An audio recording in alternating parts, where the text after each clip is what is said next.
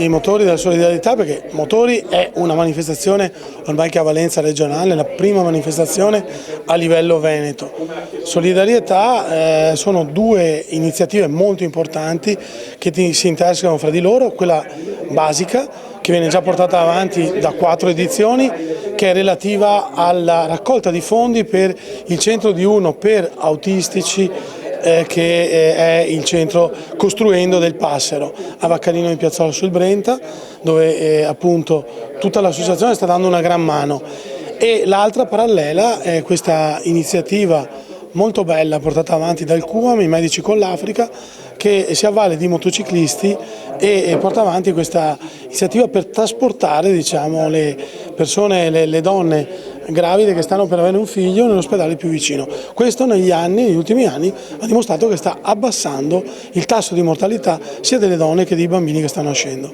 Senza dimenticare la serata del 31 agosto dedicata alle donne. Dedicata alle donne bikers, quindi saranno tantissime donne che guidano la moto, quindi sarà anche una cosa molto particolare, ne vediamo sempre di più nelle nostre strade, e però anche legata anche al tema della violenza di genere e della violenza contro le donne, dove ci sarà un dibattito e delle tematiche che sensibilizzeranno sul tema.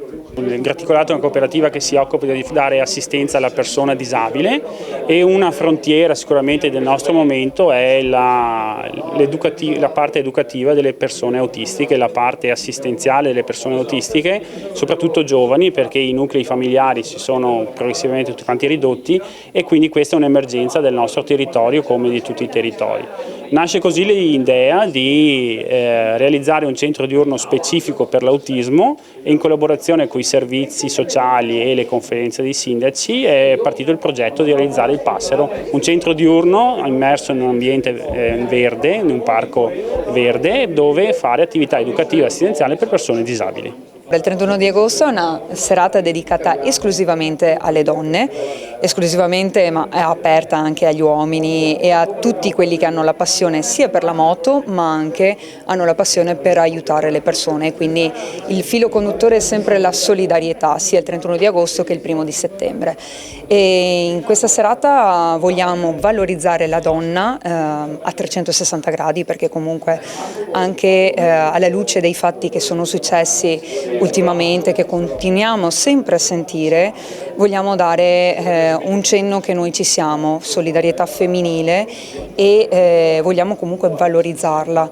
Il mondo delle moto è un mondo che viene considerato prettamente maschile, invece noi vogliamo far vedere che anche la donna ha la forza e il coraggio di portare la moto, come ha la forza e il coraggio di gestire la vita e di comunque dare un aiuto, dare la mano ad altre persone. Sono un po' quello, insieme con altri 2 o 3 appassionati motociclisti, a cui è venuto in mente di creare questa associazione, diciamo, a scopo benefico, agganciandosi al CUAM. Perché? Perché noi siamo viaggiatori, abbiamo sempre fatto molti viaggi in moto insieme e vedendo le varie realtà ci siamo resi conto della necessità nei vari posti dove siamo andati a visitare, quindi Kenya, Uganda, paesi africani molto disagiati, della moto. La moto è un veicolo semplice, poco costoso, che permette di collegare i villaggi che sono spersi a 20-30 km nel niente, nel senso non ci sono strade di comunicazione, niente, a eventuali ospedali che sono quelli comunque del CUAM, creati dal CUAM. Da qui c'è nata l'idea di riuscire a trovare dei contributi per acquistare queste moto che hanno dei valori bassi perché costano intorno a 1.500-2.000 euro. Si crea una persona che li guida dandogli un cachet, diciamo un contributo.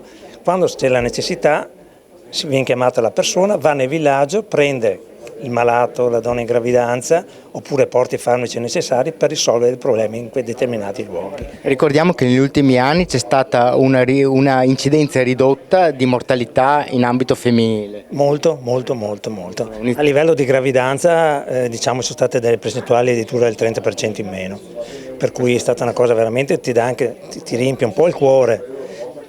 Diciamo, ognuno di noi può fare qualcosa. La raccolta vedo che ha un significato perché la gente capisce e contribuisce a questa cosa qua. Quindi insomma stiamo andando avanti cercando di fare il possibile per contribuire a questa operazione, insomma, ecco.